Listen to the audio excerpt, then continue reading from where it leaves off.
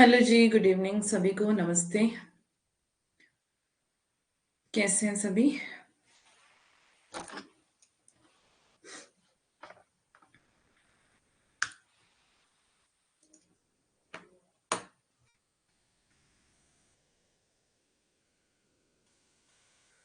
Sir सभी को good evening.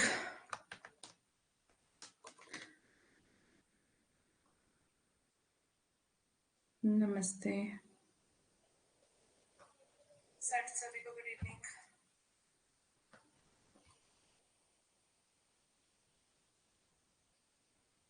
नमस्ते। चलें जी, तो आज हम पढ़ेंगे पाश्चात्य काव्य शास्त्र में वर्ड्सवर्थ का काव्य भाषा सिद्धांत। ठीक है।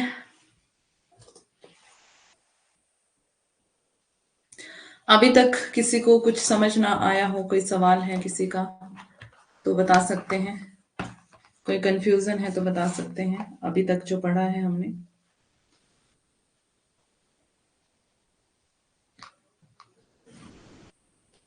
किसी को कोई कंफ्यूजन, किसी का कोई सवाल है तो बता सकते हैं आप।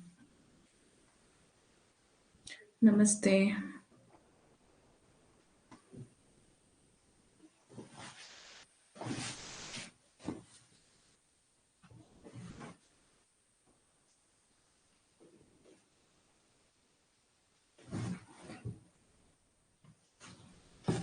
किसी का कोई सवाल नहीं है तो हम शुरू करेंगे। अगर किसी का कोई सवाल है तो आप बता सकते हैं, किसी को कुछ पूछना है या किसी भी प्रकार का कोई भी कंफ्यूजन है अभी तक जो पढ़ा है हमने, तो आप बोल सकते हैं अभी।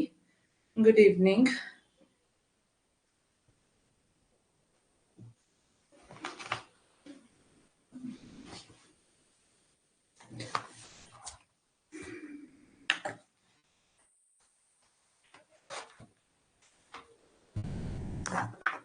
ठीक है, पाश्चात्य काव्य शास्त्र में सबसे पहले हमने किसको पढ़ा है? प्लेटो को। Good evening Aarti. Good evening Megha. कैसे हो आप? मैं आज ठीक नहीं हूँ, तबीयत थोड़ी खराब है। कोल्ड हुआ है और कमर में दर्द है, इसलिए ठंड लग जाती है रोज क्लास में बैठे बैठे, तो उस वजह से थोड़ी सी प्रॉब्लम हो गई है। बट फिर भी कोशिश कर रही हूँ जल्दी से रिकवर कर लूँ।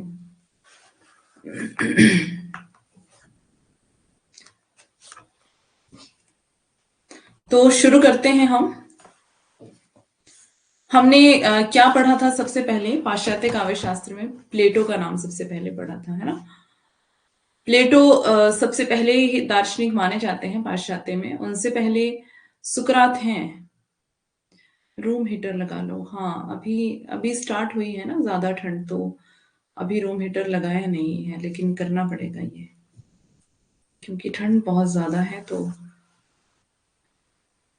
बहुत सारे कपड़े पहन के क्लास में बैठना पड़ता है, फिर भी ठंड लग जाती है। Good evening, good evening.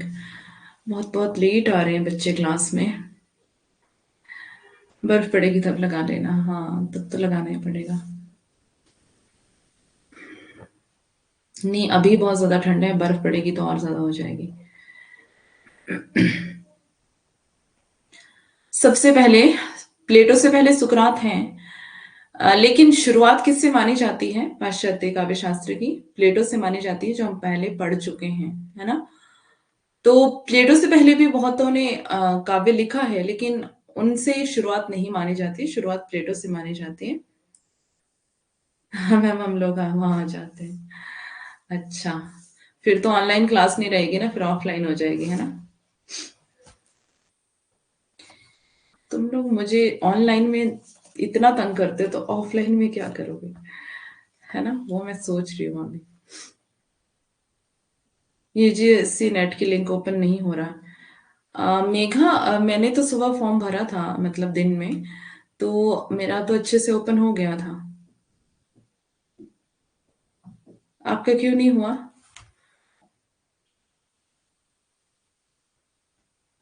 आपका क्यों नहीं हो रहा है, मतलब क्या प्रॉब्लम आ रही है?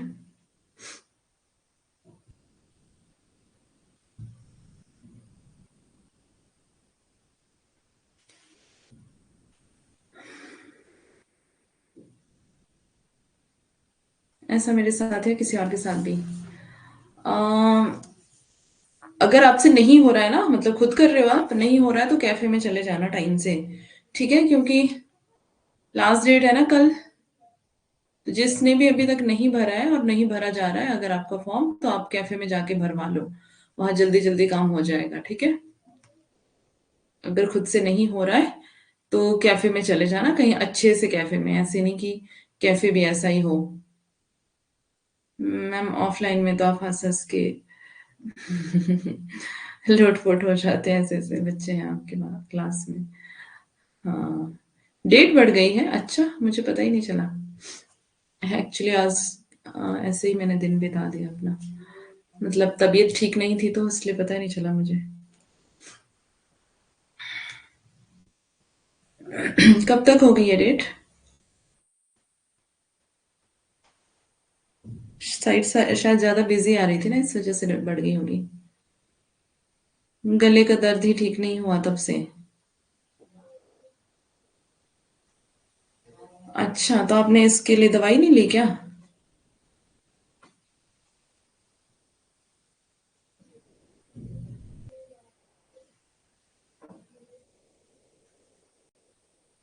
अभी भी कैफे में ही हो? अच्छा, गुड इवनिंग नेहा।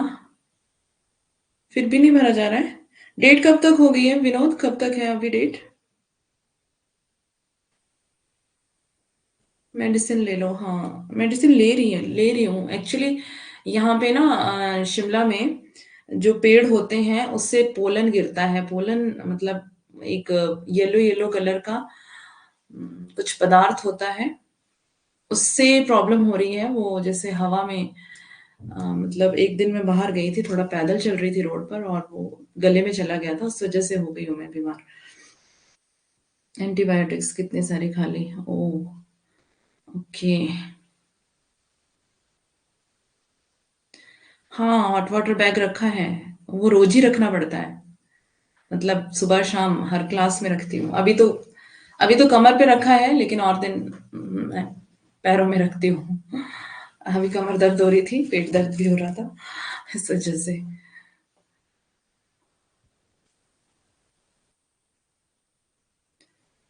पोलन गिरता है यहाँ पर, तो उस वजह से मतलब पूरा, अगर आप देखेंगे पूरा जो बाहर का एरिया है, पूरा जमीन है, धरती है, वो सारी येलो हो गई है। तो ऐसा लगता है जैसे होली खेली है, इस तरह से। मतलब पूरा येलो येलो, होली वाला रंग होता है ना जैसा, वैसा पूरा पूरे शिमला में आपको मिलेगा। तो उससे बहुत ज्यादा प्रॉब्लम हो रही है लोगों को। तो अगर जाना होता है तो मास्क पहन के जाना। और मैं अभी शाम के टाइम गई थी घूमने, तो पता नहीं चला मुझे धूल में कि मतलब अंधेरे में दिखता भी नहीं है ना, तो उस वजह से इसे अगर मास्क पहन के जाना पड़ता है बाहर। एक पिक क्लिक करके सेंड करना। क्या देखना है, शिमला? अच्छा, जाऊंगी बाहर तो जरूर। अभी पढ़ लेते हैं, ठीक है? प्लेटो के बारे में मैं बता रही थी आपको।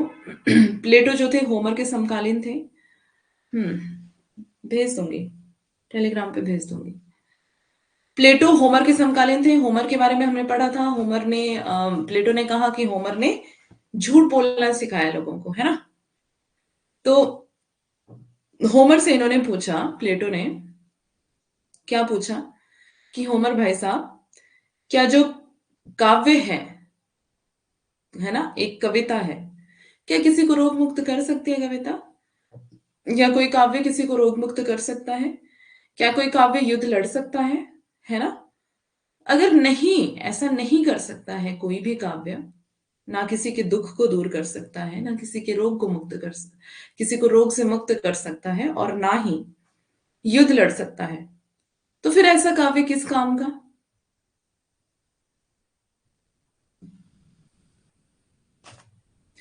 तो कोई घरेलू इलाज भी होगा ना उसका, घरेलू इलाज अपना लो कोई।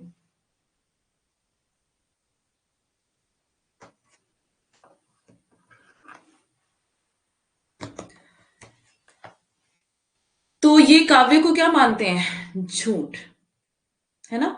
ये हमने पढ़ लिया कि काव्य को झूठ मानते हैं, कि काव्य जो है ऐसा काव्य जो ना युद्ध लड़ सकता है, ऐसा काव्य ना जो ना किसी को रोग मुक्त कर सकता है, ऐसा काव्य किस काम का है ना। तो उस काव्य से तो अच्छा है एक टोकरी गोबर, ऐसा कहते हैं ना, पढ़ा था हमने पीछे। और मोची भी उससे बेस्ट है, काव्य से या कविता लिखने वाले से मोची ज्यादा बेटर है ना। क्योंकि जो मोची काम करता है वो कम से कम किसी के काम तो आता है। तो जो प्लेटो के अनुसार जो काव्य है वो क्या करता है, भावनाओं को जागृत करता है, भावनाओं को उत्तेजित करता है ना। और उससे आदर्श समाज की स्थापना नहीं हो पाती है, ऐसा ही कहते हैं। फिर इन्होंने सत्यम शिवम सुंदरम पर बल दिया, है ना। सत्यम शिवम सुंदरम मतलब सत्य ही शिव है, शिव ही सुंदर है ना। तो सत्य क्या है, ईश्वर या परमेश्वर, ठीक है। और शिव ही सुंदर है, यानी कि सिर्फ सिर्फ ईश्वर ही सुंदर है। उसकी जो बनाई हुई सृष्टि है वो क्या है, वो सत्य का अनुकरण है ना। और जो काव्य है वो उसका भी अनुकरण है, यानी कि क्या कहते हैं प्लेटो, अगर हम उसको आसान भाषा में देखें तो फोटोकॉपी की फोटोकॉपी, है ना। फोटोकॉपी की फोटोकॉपी है, राइट। यही है ना, सत्य से तिगुनी दूरी पर, 3 गुना दूरी पर, ऐसा ही कहते हैं ना प्लेटो, है ना। तो ये काव्य को क्या मानते हैं, झूठ मानते हैं। प्लेटो के बारे में हमने देखा, इनके अनुकरण सिद्धांत के बारे में भी हमने देख लिया कि इन्होंने कहा फोटोकॉपी की फोटोकॉपी है, ठीक है।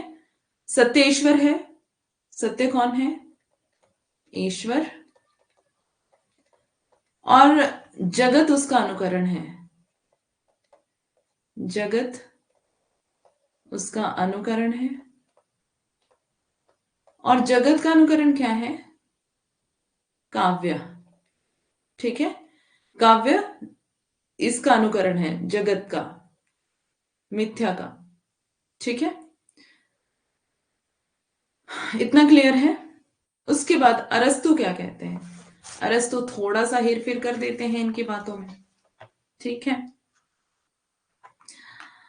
अरस्तु के गुरु हैं प्लेटो, लेकिन ये थोड़ा सा इनकी बातों में हेरफेर कर देते हैं। ये कहते हैं कि काव्य जो है झूठ नहीं है ना, काव्य सत्य है और काव्य जो है सही है, अच्छा है, ठीक है। तो ये क्या करते हैं, काव्य को अच्छा मानते हैं। कौन, अरस्तु, जो इनके ही शिष्य हैं। किसके शिष्य हैं अरस्तु, कौन किसका शिष्य है, कौन कौन किसका शिष्य है। मैंने गुरु शिष्य परंपरा आपको बताई थी, जल्दी से बताओ।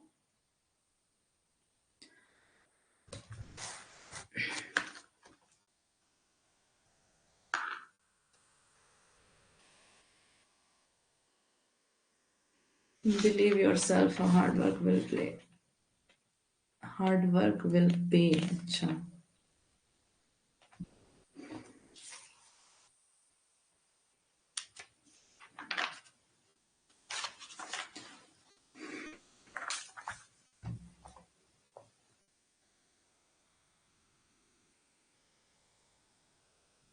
सत्य ही शिव है, शिव ही सुंदर है, ठीक है। सुकरात, प्लेटो, अरस्तु और सिकंदर, गुड। हम्म तो प्लेटो क्या कहते हैं, फोटोकॉपी की फोटोकॉपी है। अरस्तु इनको थोड़ा सा हेरफेर कर देते हैं अपने गुरु के विचारों में, अरस्तु। और अरस्तु क्या कहते हैं कि अनुकरण है, अनुकरण है, लेकिन कैसा अनुकरण है, आंतरिक अनुकरण है, बाहरी नहीं है। क्या हो गया विनोद भैया को, अनुकरण अरस्तु क्या कहते हैं, काव्य अनुकरण है, लेकिन कैसा है, आंतरिक है, आंतरिक है, बाहरी नहीं है।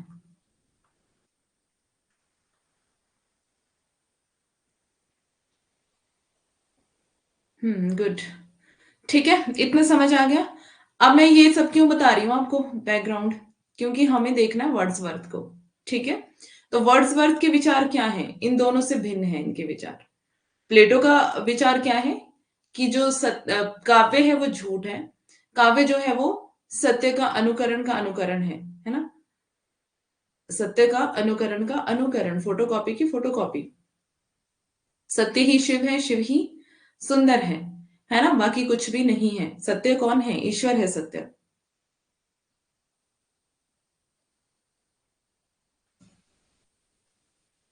क्यों भैया, बोलने में क्या प्रॉब्लम है? मैरिड अनमैरिड सब इक्वल।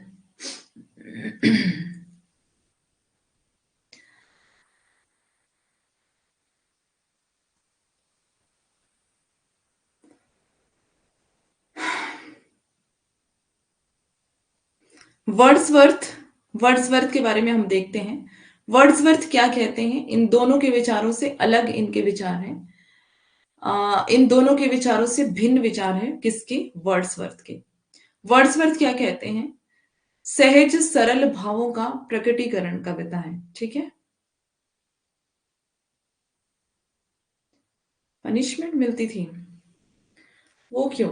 वैसे मेरे हिसाब से तो भैया बोला जाना चाहिए, अच्छा रहता है ना।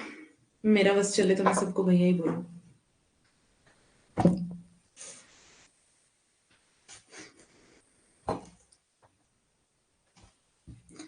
फायदे में रहते हैं। चलिए कोई बात नहीं, हम अपने टॉपिक पे चलते हैं। फिलहाल ये हमारा टॉपिक नहीं है। वैसे अच्छा लगता है भैया बोलना, और अच्छा रहता भी है, अच्छा रिश्ता होता है भाई बहन का, है ना। रॉन्ग कुछ नहीं होता है। ओके, वर्ड्सवर्थ क्या कहते हैं?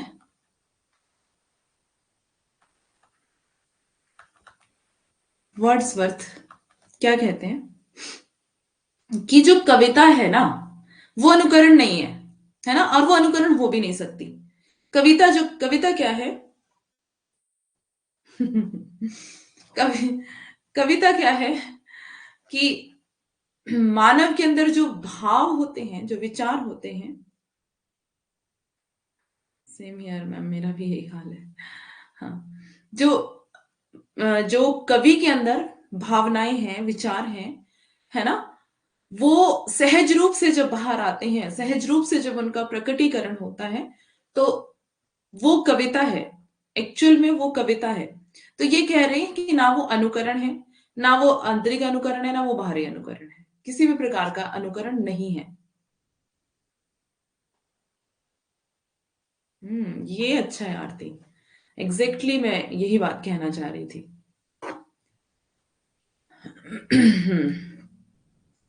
तो वर्ड्सवर्थ क्या कह रहे हैं कि इन दोनों के अलावा, मतलब ये दोनों जो कह रहे हैं, ये इन दोनों के विचारों का खंडन करते हुए ये कह रहे हैं कि जो कविता है वो सहज रूप से जो कवि के अंदर जो भाव आते हैं, विचार आते हैं, उनको लिख देना, क्योंकि वो सहज रूप से ही प्रस्फुटित हो जाते हैं, सहज से ही वो बाहर आ जाते हैं। ठीक है, मान लो कोई दो लोग घूमने के लिए गए हैं कहीं सुंदर सुंदर वादियों में, जैसा कि हम मैं अभी एक दिन भी बता रही थी आपको, है ना, नैनीताल में और कुल्लू मनाली में, और कहाँ कहाँ का एग्जाम्पल हम दे रहे थे। तो मतलब बहुत सी सुंदर सुंदर जगहों को हम ले लेते हैं, है ना। तो दो लोग वहां पर घूमने गए हैं, और एक एक व्यक्ति है वो चुपचाप से देख करके आ जाता है वहां का नजारा, वहां का दृश्य, कि वहां कैसा कैसा सुंदर नजारा है वहां का, है ना। और कुछ लोग होते हैं जो सिर्फ वाव कह के आ जाते हैं, वाव कितना सुंदर है ना।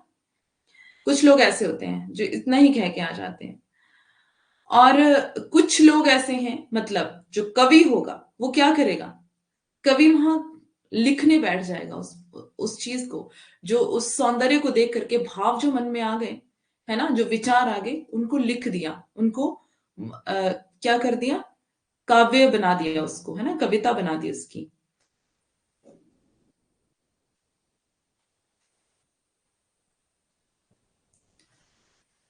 तो हर कोई कवि नहीं होता, हमने देखा था पीछे जब हमने पढ़ा था काव्य शास्त्र, जब हमने शुरू किया था, हर कोई कवि नहीं होता है, हर कोई कविता नहीं लिख सकता है। अगर सब लिख सकते तो फिर सारे कवि होते, है ना। तो प्रतिभा, मतलब जिसके अंदर प्रतिभा होती है, जन्मजात होती है वो प्रतिभा, तो जिसके अंदर वो प्रतिभा होती है काव्य लिखने की, वही काव्य लिख सकता है ना। तो बाकी कोई भी काव्य नहीं लिख सकता है। तो जो कवि होगा, जो घूमने गया है ना, वो क्या करेगा, उसके देख करके, जो उस सौंदर्य को देखकर जो मन में विचार उमड़ेंगे, उन विचारों को वो लिख देगा, है ना। वो कवि ऐसा करेगा। लेकिन एक व्यक्ति होगा जो जो कवि नहीं है, वो सिर्फ वाव कह करके आ जाएगा कि हाँ सुंदर है, बहुत अच्छा है, अच्छा नजारा है, लेकिन वो उनको शब्द नहीं दे पाएगा, है ना, काव्य नहीं लिख पाएगा। तो वर्ड्सवर्थ का कहना यह है कि जो सहज ही मनुष्य के अंदर जो भाव उत्पन्न हो जाते हैं, उसको ही तो काव्य कहते हैं। वो अनुकरण नहीं है ना। वो निजी भाव है जो मनुष्य के अंदर होते हैं। ठीक है, तो यहां से हम देखते हैं इसको आगे। ये मैंने आपको थोड़ा सा सुबह पढ़ा दिया था, बट इसमें थोड़ा सा कंफ्यूजन था जिसको हम अभी क्लियर कर लेंगे। ठीक है, अब यहाँ पे हम सबसे पहले इनका जन्म देखते हैं कब हुआ है। इसको मिटा दूं मैं, ये आपको चाहिए, ये काम का है नहीं, नहीं है ना काम का, समझाने के लिए कि बस मैंने ये किया है, यहाँ पर लिखा है, मिटा दो इसको। वर्ड्सवर्थ का काव्य भाषा सिद्धांत, इनका पूरा नाम क्या है, विलियम वर्ड्सवर्थ। इसको मैंने सुबह ठीक किया था, ये फिर से खराब कैसे हो गया भाई, काहे इतना अत्याचार करते हैं हम पर। विलियम, आप अगर मतलब होगा भी गलत तो आप ध्यान रखना इसको कि विलियम है। वैसे मैं अपनी तरफ से इसको ठीक कर रही हूं, फिर भी अगर नहीं होता है बाई चांस तो सेव भी कर देती हूँ साथ में।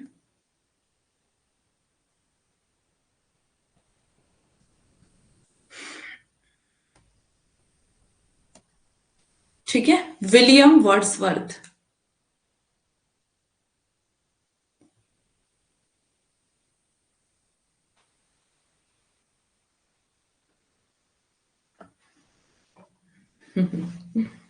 अच्छा है, बचने के लिए करना पड़ता है।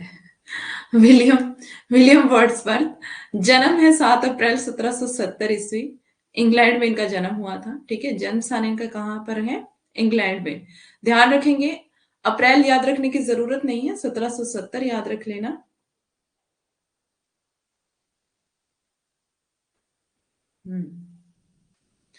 निधन 23 अप्रैल 1850 को हुआ था।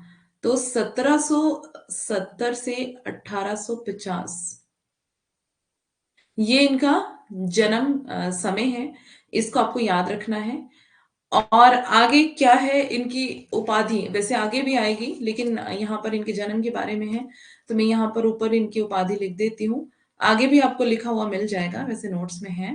ठीक है, उपाधि है इनकी poet laureate, poet laureate, poet laureate की उपाधि इनको दी गई थी। ठीक है, इसका मीनिंग मुझे नहीं पता है, सर्च कर लेना।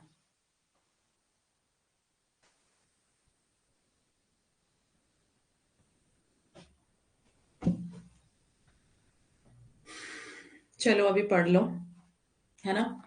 ये सब एग्जाम में नहीं आएगा जो आप बातें कर रहे हैं, एग्जाम में ये आने वाला है जो मैं पढ़ा रही हूँ यहाँ। ठीक है, ग्रंथ, अब देखो सिद्धांत इनका कौन सा है, काव्य भाषा सिद्धांत, यहाँ पे हमने लिखा हुआ है। ठीक है, सिद्धांत इन्होंने कौन सा दिया, जैसे प्लेटो ने अनुकरण सिद्धांत दिया, अरस्तु ने अनुकरण सिद्धांत दिया, फिर अरस्तु का हमने त्रासदी और विरेचन सिद्धांत दोनों पढ़े, है ना।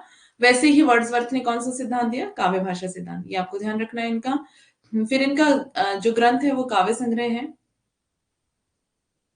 किसने दी थी उपाधि, ये नहीं मुझे पता है, अगर अभी आगे आएगा तो बता दूंगी। वैसे इसमें ऐसा कुछ नहीं है, मतलब मैंने नहीं पढ़ा है ऐसा कि किसने दी उपाधि, बस ये पता है कि उपाधि है इनके पास, मतलब इनको ये उपाधि मिली थी पोइट लॉरिएट की। ठीक है, और इसका मीनिंग भी नहीं पता है मुझे, तो आप इसको सर्च कर लेना, गूगल कर लेना। ओके, आगे चलते हैं। इनकी रचनाओं में हमने सुबह देखा था, कहाँ है, आगे ही है ना। ओके, यहाँ पर वर्ड्सवर्थ को कवि के रूप में विशेष ख्याति मिली, उन्हें रोमानी काव्य युग का प्रवर्तक कहा गया। तो ये मैंने आपको बताया था ना, रोमांटिसिज्म, ये हिंदी में भी है, रोमांटिसिज्म आपको हिंदी में भी पढ़ना पड़ता है, और स्वच्छंदतावाद जिसको हम बोलते हैं, ठीक है। और यहाँ पर पाश्चात्य में भी रोमानी काव्य युग की बात कर रहे हैं कि ये रोमानी काव्य युग के प्रवर्तक थे। लगभग 20 वर्ष की अवस्था में ही उन्होंने साहित्य लिखना आरंभ कर दिया था। वर्ड्सवर्थ का प्रथम काव्य संग्रह an evening walk and descriptive sketches, ये इंपॉर्टेंट इनकी रचना है जो आपको याद रखनी है। 1793 इसका समय है, ठीक है। तो एक दिन क्या हुआ, वर्ड्स वर्ड्सवर्थ जो थे, मतलब इसको पूरा मैं आपको बताऊंगी, मैं इसकी पूरी ट्रिक बताऊंगी। बस ऐसे ही एक दिन कोई भी अपने आप को ले लो चाहे, है ना। एक दिन आप कहाँ गए थे? इवनिंग वॉक पर गए थे, है ना। कहाँ पर गए थे? इवनिंग वॉक पर, इवनिंग वॉक पर गए थे। क्या करते हुए गए थे? ये वर्ड्स बोलते हुए गए थे, ठीक है। या फिर ऐसे कर लो इसको, या फिर इसको ऐसे कर लो कि वर्ड्सवर्थ एक दिन इवनिंग वॉक पर गए थे, ठीक है। ऐसे करके इसको याद कर लेना। इनकी और भी रचनाएं हैं, पूरा ट्रिक के साथ बताऊंगी लेकिन बाद में, पहले हम डिटेल पढ़ेंगे, ठीक है। वर्ड्सवर्थ 1795 ईस्वी में कॉलरिज के मित्र बने। आप देखो इनके दोस्त थे ये कॉलरिज, वर्ड्सवर्थ के दोस्त थे कॉलरिज। 1795 में इनको इनकी दोस्ती हुई, 1795 में इनको एक अच्छा दोस्त मिला। 1798 में उन्होंने कॉलरिज के साथ मिलकर क्या लिखा? लिरिकल बैलेड्स नाम से कविताओं का प्रथम संस्करण प्रकाशित करवाया। बैलेड्स किसको बोलते हैं? लोकगीतों को ना। बैलेड्स लोकगीत होते हैं ना, किसी को पता है? लोकगीत होते हैं शायद, इसका हिंदी मीनिंग लोकगीत होता है, देख लेना एक बार। लिरिकल बैलेड्स को स्वच्छंदतावादी काव्य आंदोलन का घोषणा पत्र माना जा सकता है। तो ये इंपॉर्टेंट पॉइंट है कि लिरिकल बैलेड्स को स्वच्छंदतावादी काव्य आंदोलन का घोषणा पत्र माना जाता है ना। रोमानी काव्य का या फिर रोमांटिसिज्म का घोषणा पत्र माना जाता है। किसको? लिरिकल बैलेड्स को। ये मैंने आपको सुबह बताया था कि लिरिकल बैलेड्स इन्होंने वर्ड्सवर्थ ने किसके साथ मिलकर लिखी थी? कॉलरिज के साथ मिलकर लिखी थी, ठीक है। और इसको घोषणा पत्र माना जाता है। फिर इसके साथ मैंने 2-3 रचनाएं और भी आपको बोली थी। 1 इंच मुस्कान जो मन्नू भंडारी ने अपने पति राजेंद्र यादव के साथ मिलकर के लिखी थी। और खादी के फूल हरिवंश राय बच्चन ने किसके साथ मिलकर के लिखी थी? वो किसके साथ मिलकर लिखी थी? पंत के साथ मिलकर, है ना, वो रचना खादी के फूल। और भी बहुत सारी रचनाएं ऐसी हैं जो सहलेखन में लिखी गई हैं, इसको बोलते हैं सहलेखन में, ठीक है। इनके साथ मिलकर के लिखी है, मतलब कि सहलेखन में लिखी है। तो इस तरह से आपको वर्ड जो है एग्जाम में देखने को मिल सकता है, तो वहां पर आपको याद रखना है ये। लिरिकल बैलेड्स के 4 संस्करण प्रकाशित हुए। यहाँ पर पूरी बात यहाँ पर लिखी हुई है, जिसको मैंने सुबह ध्यान नहीं दिया था। 4 संस्करण प्रकाशित हुए हैं। उनकी भूमिका को वर्ड्सवर्थ की आलोचना का मूल माना जाता है। तो ये जो 4 संस्करण है ना, लिरिकल बैलेड्स के 4 भागों में प्रकाशित हुआ है ये, 1, 2, 3 और 4, ठीक है।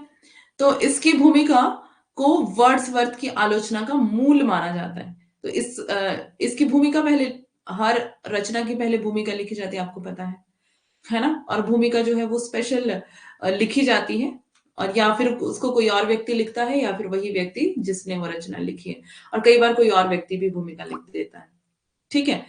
तो जो इसकी भूमिका है, इसको वर्ड्सवर्थ की आलोचना का मूल माना जाता है। ये बात आपको ध्यान रखनी है। अब देखो जो 4 संस्करण प्रकाशित हुए उनका यहाँ पर समय दिया हुआ है। पहला जो संस्करण है उसका नाम है एडवर्टीजमेंट, ठीक है। पहले संस्करण का नाम है एडवर्टीजमेंट, और ये कब लिखा गया? 1798 में। कब प्रकाशित हुआ? 1798 में। दूसरा संस्करण नाम नहीं दिया है यहाँ, लेकिन समय दिया हुआ है 1800 में। तीसरा संस्करण 1802 में, और चौथा 1815 में। ये चारों की चारों डेट्स आपको याद रखनी है, ठीक है। अब बता रहे हैं प्रीफेस नाम से इसकी भूमिका लिखी। अब जो भूमिका थी, भूमिका का नाम क्या था? प्रीफेस, ठीक है। और प्रीफेस नाम से इसकी भूमिका लिखी, और भूमिका को क्या माना जाता है? वर्ड्सवर्थ की आलोचना का मूल। वर्ड्सवर्थ की आलोचना का मूल, है ना, या फिर जड़, कुछ भी कह लो। तो इसको इस तरीके से आपको याद रखना है। यहां तक सबको क्लियर है? यहाँ पे लिखा है वर्ड्सवर्थ ने कविता को परिभाषित करते हुए लिखा है कि कविता प्रबल भावों का सहज उच्छलन है। तो वर्ड्सवर्थ क्या कह रहे हैं कि जो कविता है, जो मनुष्य के अंदर भाव जो है प्रबल रूप से विराजमान होते हैं या उमड़ते हैं। अगर किसी कवि के अंदर कोई भाव है ना, सहज ही उमड़ते हैं वो भाव, और बहुत ज्यादा प्रबल हो जाते हैं, जिनको व्यक्ति कंट्रोल ही नहीं कर सकता है ना, अपने अंदर दबा नहीं सकता है जिनको अपने अंदर, उनको क्या करना पड़ता है? काव्य रूप देना पड़ता है। उन भावों को, उन विचारों को काव्य रूप देना पड़ता है। तो ऐसे भावों को, ऐसे विचारों को काव्य रूप में या फिर काव्य रूप दे देना ही क्या है? कविता है। ठीक है, इनके अनुसार, वर्ड्सवर्थ के अनुसार उमड़ते हुए भाव, है ना, प्रबल रूप से, जिनको कंट्रोल नहीं किया जा सकता और दबाया नहीं जा सकता है। तो वो भाव, वो विचार सहज ही क्या होंगे? उमड़ेंगे जब कवि के अंदर, तो कवि उसको क्या करेगा? उन विचारों को लिख देगा कविता के रूप में। ठीक है, तो इनका कहना यही है। ये कविता को इन शब्दों में परिभाषित करते हैं। यहाँ तक बताओ, जो हमने 2 पेज पढ़ लिए, यहाँ तक किसी को कोई कंफ्यूजन है? यहाँ से यहाँ तक किसी को कोई कंफ्यूजन है किसी भी प्रकार का? तो बताएं आप। नहीं समझ में आ रहा तो किसी दूसरे तरीके से ट्राई करेंगे। अगर कोई कंफ्यूजन है यहाँ तक, नहीं तो आगे चलेंगे जल्दी जल्दी से।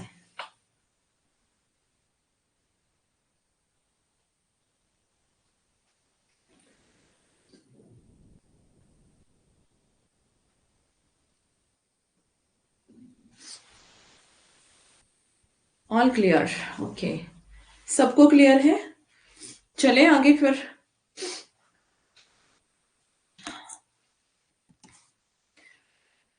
अब यहां पर जो है, वर्ड्सवर्थ ने काव्य भाषा के संदर्भ में 3 मान्यताएं दी हैं। ओके, 3 मान्यताएं क्या क्या है? काव्य में ग्रामीणों की दैनिक बोलचाल की भाषा का प्रयोग होना चाहिए। काव्य में क्या होना चाहिए? ग्रामीणों की दैनिक बोलचाल की भाषा, है ना। तो जब जिस समय जो वर्ड्सवर्थ थे, सब समझ आया मैम, बस वो क्या, भूमिका पहले लिखी जाती है, बाद में नहीं लिखी जाती। भूमिका हर एक रचना के पहले लिखी जाती है। आप अपनी कोई भी किताब उठा के देख लेंगे ना, तो उसमें सबसे पहले पेज पर आपको भूमिका ही मिलेगी लिखी हुई, है ना। ओके, बुक्स पढ़ते हो ना, अपनी बुक खोल के देखना, तो पहले पेज पर आपको भूमिका ही लिखी मिलेगी। क्या कह रहे हो अंकिता आप? मूल करके मैंने क्या बोला? मूल? मूल मतलब कि शुरुआत जहां से होती है, जड़। अब जैसे कोई पेड़ है ना, कोई ना कांटों वाला पेड़ है, ठीक है, पेड़ बना देते हैं, और ऐसे मतलब उसमें बहुत सारे तिखे तिखे बहुत सारे कांटे हैं, और पेड़ भी नहीं, कोई ऐसे ही पौधा ले लेते हैं, है ना। ठीक है, भूमिका की डेट गलत थी। कहां पर है भूमिका की डेट? कहां पर है मुझे बताओ। भूमिका में तो कोई डेट अलग से नहीं दी है ना विनोद। भूमिका की कोई डेट नहीं है। 4 संस्करण है, चारों की डेट्स अलग अलग हैं। समझ रहे हो? 4 संस्करण है ना, तो पहले संस्करण की डेट है 1798, दूसरे की 1800, तीसरे की 1802 और चौथे की 1815। ठीक है, एक बार फिर भी मैं अपने चेक कर लेती हूँ, बुक लेके तो नहीं बैठे। दूर दूर है, नोट्स कहीं बनाए हैं। 1798, 1800, 1802, 1815, वैसे मैंने यही लिखी है। हाँ, मैं भी बता रही हूँ, 1 मिनट। विनोद, एक बार आप चेक करो। ओके, समझ गया। हाँ, नहीं, एक बार चेक कर लो, अगर कोई दिक्कत है तो बताना। देखो अंकिता, कांटों वाला वृक्ष है, ठीक है। आप वृक्ष की बात छोड़ देते हैं, पौधा है। आपके खेतों में कांटे कांटे वाले पौधे होते हैं? ऐसे पौधे होते हैं जो फसल को नष्ट कर देते हैं, कांटे ही कांटे उगते हैं और वो फसल को दबा देते हैं। ऐसे पौधे होते हैं आपके खेतों में? अंकिता, आपके वहाँ खेत होते हैं? पहली पहली बात तो ये है कि आपके वहाँ खेत है ना? गाँव के इलाके से हो या शहरी हो? तो अगर तो आप मतलब आपको पता है कि खेतों में क्या होता है? जंगली पौधे होते हैं, है ना? जंगली पौधे होते हैं और वो कांटों वाले होते हैं और अगर आप कोई भी फसल उगाएँगे तो वो फसल के ऊपर आ जाते हैं और फसल को दबा देते हैं, ठीक है? तो फिर क्या होता है, अब आपको ना इस पौधे को क्या करना है, खत्म करना है। कांटे वाले पौधे को आपको खत्म करना है कि अगली बार आपकी फसल जो है वो अच्छी फसल उगे, है ना? और उसको कोई दबा ना सके। ऐसी अच्छी-अच्छी फसल आपकी उगे कि कोई भी पौधा जो जंगली हो, बाहरी हो, उसको वो फसल को वो पौधा दबा ना सके। ठीक है? तो आप क्या करोगे? मान लो आपने इसको ऊपर से काट दिया, इतना काट दिया आपने इसको। आपको इतना ही दिखा ये धरती के बाहर, ये बाकी धरती के नीचे है। ठीक है? आपने इसको इतना काट दिया यहां से। गांव में है, हम तो सिटी में रहते हैं। गांव गांव में है, सिटी में रहते हैं, ये क्या मतलब? आप गांव में भी है, सिटी में भी रहते हैं, ऐसे कैसे हो सकता है भाई? हम्म।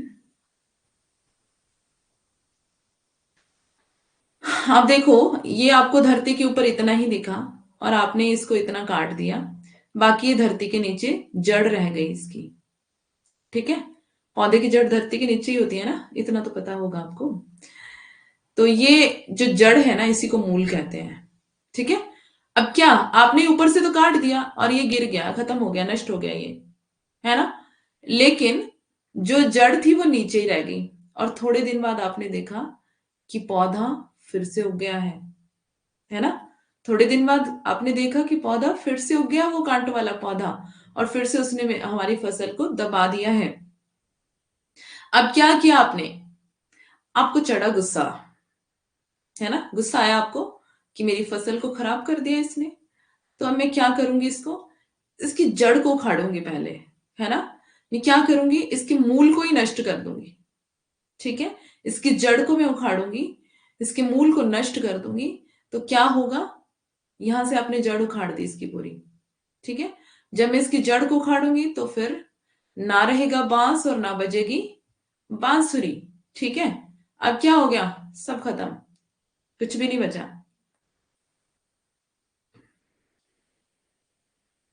है ना? तो मूल जो था, जड़ जो थी वो नष्ट हो गई। तो मूल का मतलब जड़ होता है। यहां पर हमने देखा, कहां पर था मूल?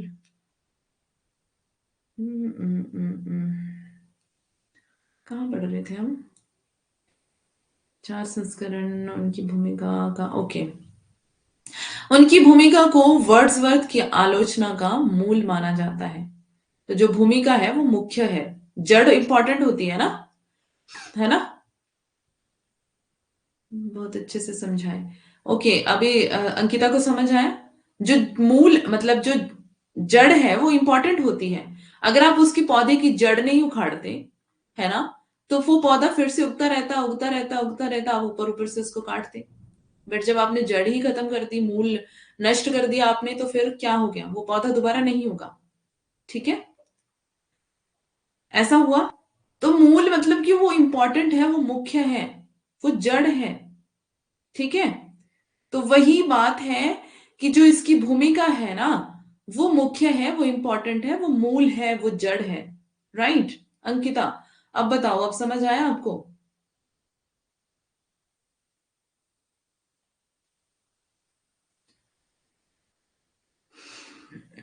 केंद्र बिंदु, अब आया समझ में मैम। अब तो कोई नींद में भी पूछ ले तो भी बता देंगे। Thank you ma'am. ओके, चलो। हाँ, अब हम चलते हैं आगे। ये क्या बता रहे हैं कि काव्य में ग्रामीणों की दैनिक बोलचाल की भाषा का प्रयोग होना चाहिए। ठीक है? तो काव्य में कैसी भाषा होनी चाहिए? दैनिक बोलचाल की, जिसमें क्या हो, अपनापन हो। अब आपकी जो अपनी भाषा है, दैनिक बोलचाल की भाषा, मैम बहुत अच्छा पढ़ाती है, इतना डीप पढ़ा रही मैम, जबकि इतने डीप काव्य शास्त्र से नहीं आएगा क्वेश्चन। अच्छा, देखो कुछ कुछ बच्चों ने मुझे कहा था कि काव्य शास्त्र वीक है हमारा, तो अच्छे से समझा देना। और मुझे पता है कि टीचर्स मतलब नहीं पढ़ाते हैं ज्यादा डीपली इसको, और वैसे हमारे पास इतना टाइम भी नहीं था, फिर भी मैं कोशिश कर रही हूँ 31st तक ये कंप्लीट हो जाए हमारा, है ना। जैसे अभी धीरे धीरे चल रहा है, अभी बहुत सारे टॉपिक इसके बचते हैं, तो आगे अ, कोशिश करेंगे इसको जल्दी खत्म करने की। फॉर्म ही नहीं भर पा रहा, फॉर्म की डेट बढ़ गई है ना। विनोद को पूछा था मैंने, फॉर्म की डेट कब तक बढ़ी है विनोद, आपने बताया नहीं। 12 के बाद फिल करना, हाँ वो भी सही है। एमए की मार्कशीट नहीं मिल रही तो तुक्के से डाल दो ना उसमें कुछ भी, तो क्या करना है अब। मार्कशीट कैसे गुम कर देते हो भाई, छोटे बच्चे हो क्या।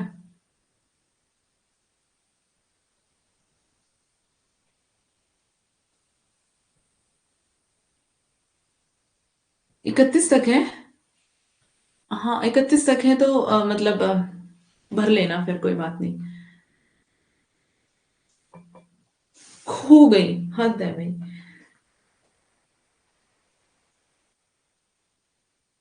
तो उसके लिए दोबारा अप्लाई कर लो, दोबारा अप्लाई नहीं हो जाता है। कौन सी यूनिवर्सिटी से की है, वहां पर वहां से दोबारा अप्लाई करके मिल जाएगी। ओके। इतनी मतलब इतनी इंपॉर्टेंट चीजें कैसे गंवा देते हैं आप लोग, इतना भी लापरवाह नहीं होना चाहिए। जीवाजी यूनिवर्सिटी मिल जाएगी वो तो, लेकिन फिर भी आपके पास सब कोई सर्टिफिकेट है तो उसको गुम नहीं करना चाहिए बेटा। 31 तक बड़ी है, ओके जी, बहुत देर बाद आपने रिप्लाई किया।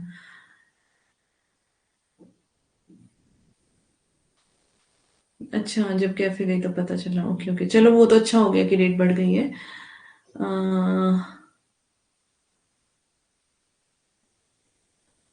परेशान तो करेंगे, अब इतनी रिस्पॉन्सिबिलिटी वाली चीजें होती हैं, अगर आप उनको नहीं संभाल पा रहे हैं तो क्या ही करेंगे।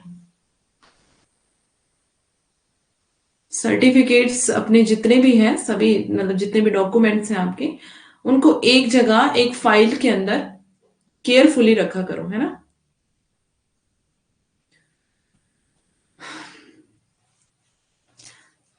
यूनिवर्सिटी क्यों नहीं हो आप, अभी तो बहुत छोटी पोस्ट पे हो ना।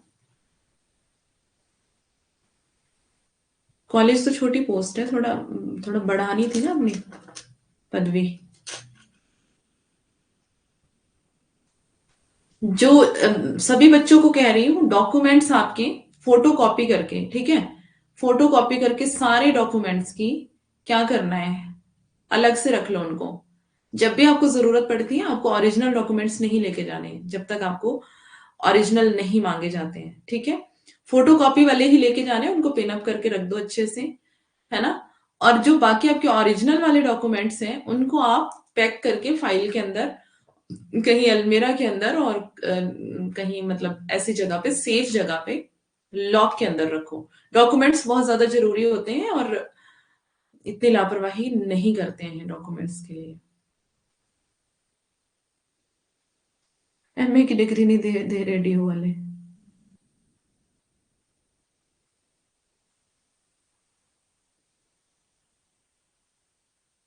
हम्म। हम्म।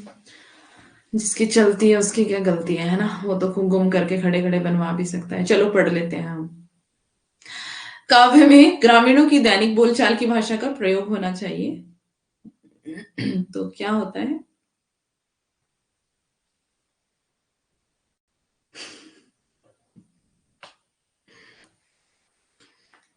कि जो आपकी आपकी बोलचाल की भाषा है, उसमें क्या होता है, अपनापन होता है ना,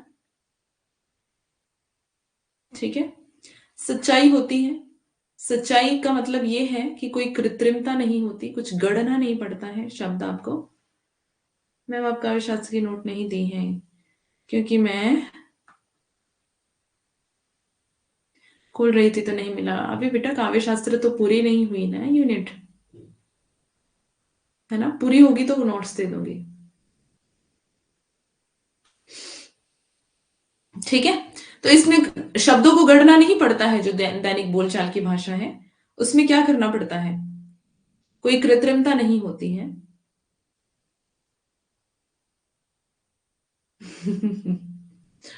हाँ अंकिता, आप ज्यादा जानते हैं ना, आपको पता होगा।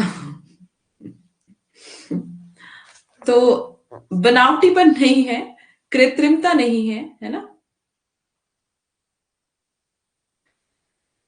जो दैनिक बोलचाल की भाषा है उसमें कोई बनावटीपन नहीं है, इसलिए। ओके। तो इसलिए ये कह रही हैं कि भाषा हो, दैनिक बोलचाल की हो, लेकिन ग्रामत्व दोष से मुक्त हो। हम्म। तभी तो कह रही, जानती है ना। तो मतलब ऐसी भाषा जो सबको समझ में आ जाए, है ना? अटपटापन ना हो उसमें, अर्थहीन शब्द ना हो, देशज शब्द ना हो, मतलब ऐसे ऐसे शब्द ना हो कि अटपटे लगे। और दैनिक बोलचाल की भाषा हो, उस इन्होंने उसको महत्व दिया है, दैनिक बोलचाल की भाषा को। ठीक है। तो इन्होंने देखा कि जो काव्य है उसमें बहुत ज्यादा बनावटीपन आ रहा है ना? बहुत ज्यादा दिखावटीपन और कृत्रिमता आ रही है। तो इन्होंने सब चेंज करना चाहा काव्य में, कि भाषा, सबसे पहले तो भाषा को चेंज करना है इन्होंने। मतलब इन्होंने चाहा कि सबसे पहले किसको चेंज किया जाए, भाषा को चेंज किया जाए, भाषा को बदल दिया जाए। दूसरा पॉइंट क्या बता रहे हैं, काव्य और गद्य की भाषा में तात्विक भेद नहीं होना चाहिए। तो मतलब काव्य और गद्य की भाषा में कोई तात्विक भेद ना हो, सिर्फ क्या हो, भेद हो तो छंदों का हो, है ना? छंदों का भेद हो, यानी कि छंदों का अंतर हो, सिर्फ छंदों का अंतर। ठीक है। तो गद्य में क्या हो, छंद ना हो, है ना? गद्य में छंद नहीं हो, और पद्य में हो, और कैसा हो, पद्य में कैसे हो?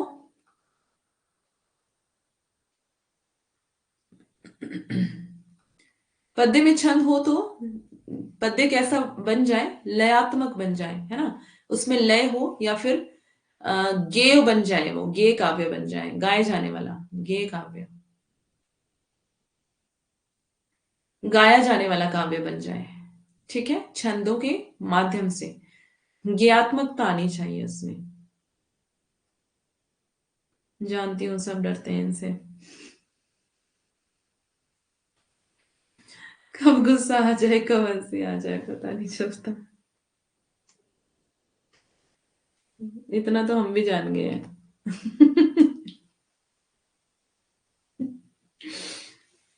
ओके। तीसरा तीसरा पॉइंट, प्राचीन कवियों का भाव उद्बोध जितना सहज था, उनकी भाषा उतनी ही सरल थी। भाषा में कृत्रिमता और आडंबर कवियों की देन है।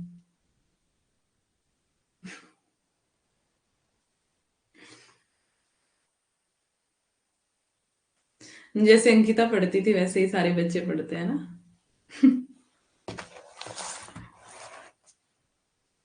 तो क्या कह रहे हैं ये, कि प्राचीन कवियों का भाव उद्बोधन जितना सहज, या भाषा शैली कहा गया, उनकी भाषा उतनी ही सरल थी।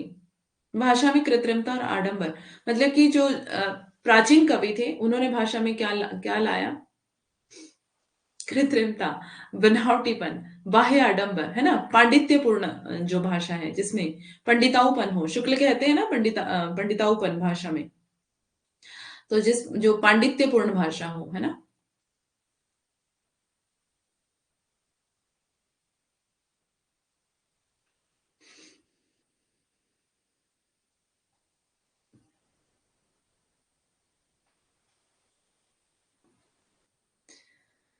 वर्ड्सवर्थ का यह मानना था कि काव्य और गद्य में अंतर केवल छंद के कारण होता है। ये मैंने आपको बता दिया कि पद्य में छंद होते हैं, गद्य में नहीं।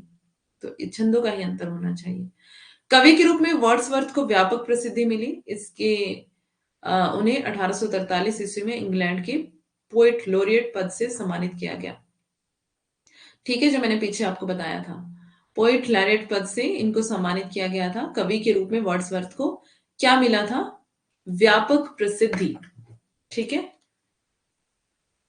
पोएट लॉरिएट किसी ने सर्च किया?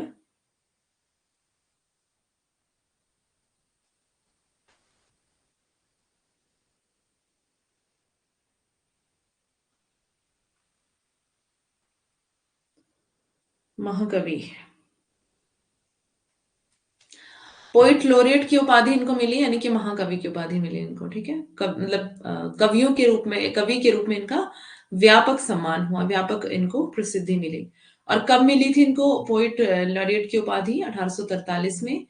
ठीक है, इंग्लैंड की महाकवि कहलाई है। इनका अंतिम काव्य संग्रह द प्रियुल्ड था। अंतिम काव्य संग्रह पहला कौन सा था? एन इवनिंग, क्या था वो? एन इवनिंग करके था ना कुछ, देख लेते हैं। क्या था? एन इवनिंग वॉक,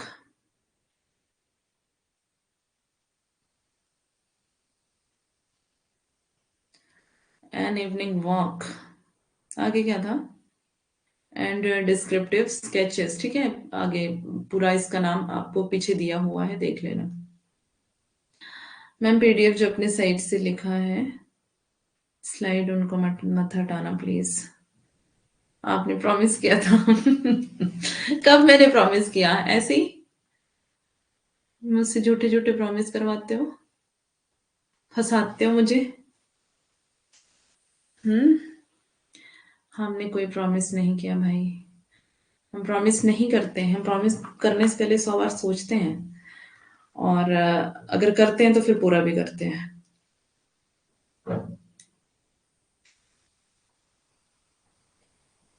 ठीक है, यहां तक हमारा क्लियर हो गया है, मतलब आपका क्लियर हो गया है। तो आगे हम देखते हैं इसको। वर्ड्सवर्थ की गणना 19वीं शताब्दी के प्रमुख समीक्षकों में की जाती है। इन्हें अपने समय का साहित्य पर्याप्त गिरा हुआ प्रतीत हुआ। तो ये मैंने आपको अभी बताया कि जब ये इन्होंने 19वीं शताब्दी के अंदर इनकी गणना की जाती है, तो इन्होंने, नहीं मिटाऊंगी, ऐसे दूंगी, कोई बात नहीं, ऐसे दे दूंगी, नो प्रॉब्लम। जो आपके काम का है उसको मैं क्यों हटाऊंगी भला, बताओ। वर्ड्सवर्थ की गणना 19वीं शताब्दी के प्रमुख समीक्षकों में की जाती है। इन्हें अपने समय का साहित्य पर्याप्त गिरा हुआ प्रतीत हुआ। इन्होंने देखा कि साहित्य जो है वो मतलब इनके समय का जो साहित्य है वो बहुत ज्यादा गिरा हुआ है। अतः अपने युग की परिस्थिति को पहचान कर उन्होंने कुछ सिद्धांत प्रस्तुत किए। तो अपने अपने युग की इन्होंने स्थिति को पहचाना कि कैसा।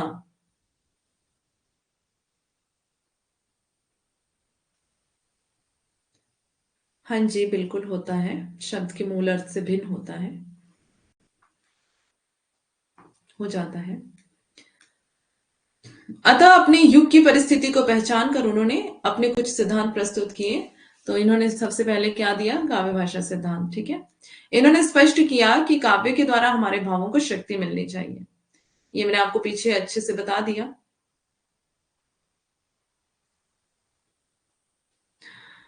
भावों को प्रभावित करने की शक्ति काव्य की विशेषता है। भावों को प्रभावित करने की शक्ति, है ना, काव्य की विशेषता है। ऐसा लगता है कि वर्ड्सवर्थ के स्वर में एक कुशल चिकित्सक का निदान था। उसके बाद यहां पर देखते हैं, वर्ड्सवर्थ ने कहा काव्य में ग्रामीणों की दैनिक भाषा का प्रयोग होना चाहिए। ग्रामीण जीवन में मनुष्य के भाव सरल, निष्कपट और सच्चे होते हैं तथा प्रकृति के निरंतर संपर्क से विकसित होते हैं, है ना। तो मतलब ऐसा है कि जब प्रकृति के साथ निरंतर जो व्यक्ति है संपर्क में रहता है, तो क्या होता है, तादात्म्य का मतलब तादात्म्य जो है उनमें स्थापित होता है ना। जब वो उनका आपस में संपर्क रहता है, मनुष्य जब प्रकृति में विचरता है, तो क्या होता है, नए नए विचार, नए नए भाव उसके मन में आते हैं, है ना। मतलब स्पेशली यहाँ पर कवि की बात की गई है, तो नए विचार, नए भाव उस सुंदरता को देख करके मन में आते हैं। तो उसको क्या कहते हैं, मतलब भाव जो है वो विकसित होते हैं प्रकृति के लगातार संपर्क में रहने से। है ना? तो उनमें तादात्म्य में सुगम होता है, यानी कि तारतम्य, यानी कि तालमेल जिसको हम कह सकते हैं, तालमेल दोनों के अंदर होता है ना? इसके और भी पॉइंट है। अ,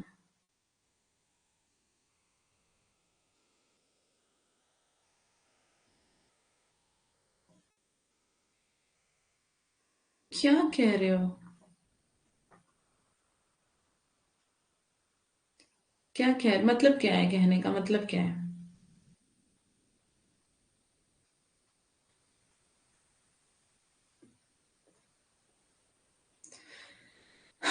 गद्य और पद्य की भाषा में तात्विक भेद नहीं होता।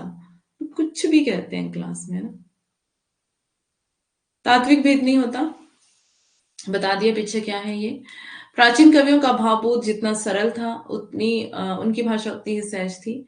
भाषिक कृत्रिमता और आडंबर बाद के कवियों की देन है। ये इन्होंने कहा कि कृत्रिमता और आडंबर जो है वो बाद के कवियों की देन है। जो प्राचीन कवियों की जो मतलब भावबोध था वो सरल था, लेकिन धीरे धीरे क्या हो गया, भाषा में जटिलता आती गई, है ना? कृत्रिमता और आडंबर आते गए, बनावटीपन आता गया भाषा में। कोई मतलब नहीं था वैसे ही, अच्छा।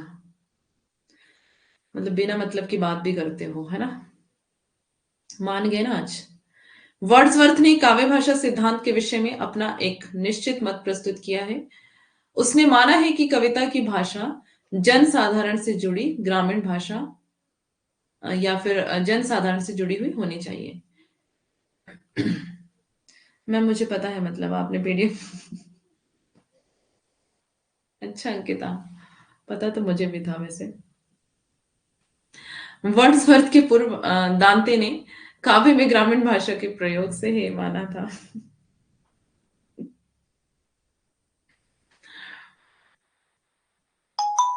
पीडीएफ तो और भी बच्चों ने मांगी मुझसे, फिर मैंने किसी को भी नहीं दी। मैं पक्षपात थोड़ी भी करने के लिए यहाँ बैठी हूँ।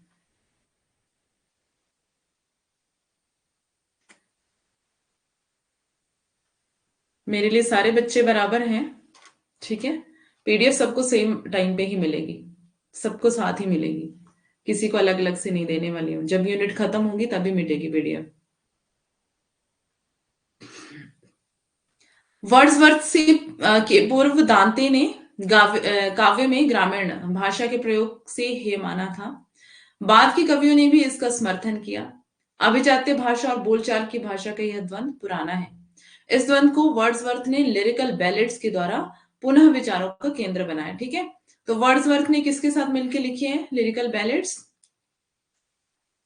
अब मैं नहीं पढ़ूंगा पीडीएफ को। अच्छा। 18वीं सदी के नव अभिजात्यवाद में भाषा के दो रूप प्रचलित थे। उच्च भाषा जिसे संस्कृत जनों की भाषा कहते थे। देखो यहाँ पर इन्होंने ना 18वीं सदी में दो भाषाएं दो भाषा के दो रूप माने, एक तो निम्न और एक उच्च, ठीक है? निम्न भाषा इन्होंने किसको माना, मतलब इन्होंने नहीं, इनका समय तो 19वीं शताब्दी था ना। पहला निम्न और दूसरा उच्च, ठीक है?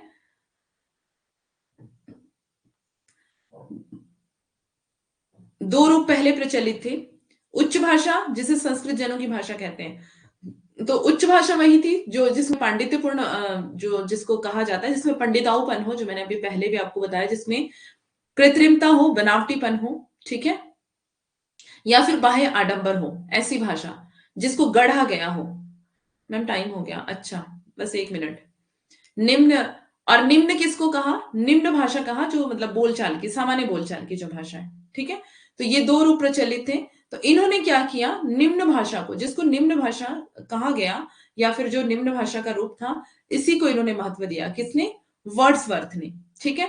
तो यहाँ यहां से हम सुबह स्टार्ट करेंगे, अब कल सुबह पढ़ा देना, ओके जी?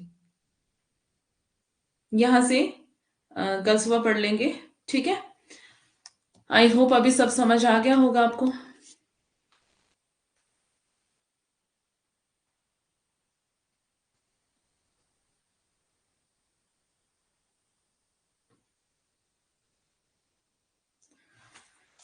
थैंक्स मैम जी, okay welcome.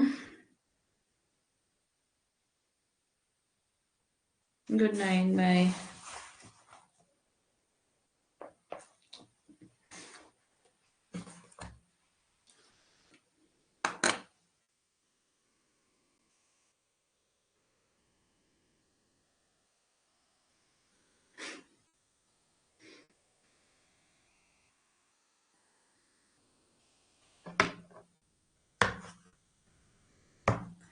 Nice class ma'am जी, thank you, good night, okay ji.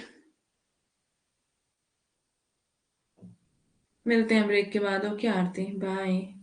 Bye Megha, bye Shweta. Thank you very much ma'am, nice class, okay, welcome.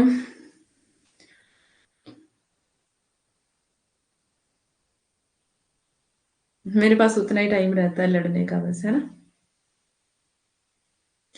उतना ही टाइम रहता है, उसको भी लड़ लड़ के खत्म करना होता है, मतलब यही मतलब है ना? ओके बाय, कौन कौन है? मधु, अंकिता, विनोद, शिका, नेहा, नंदू, मेघा, एस एस, आरती, प्रीति।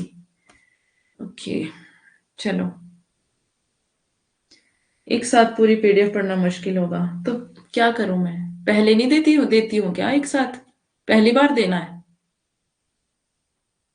ऐसे तो समझा ही रही हूँ। क्लास में आना होता है, क्लास में रहना होता है, क्लास में ध्यान रखना होता है, ठीक है, टाइम से आना होता है। ओके। पहले भी पीडीएफ दे ही रही थी, मतलब यूनिट खत्म होने के बाद ही देती थी पीडीएफ पहले भी।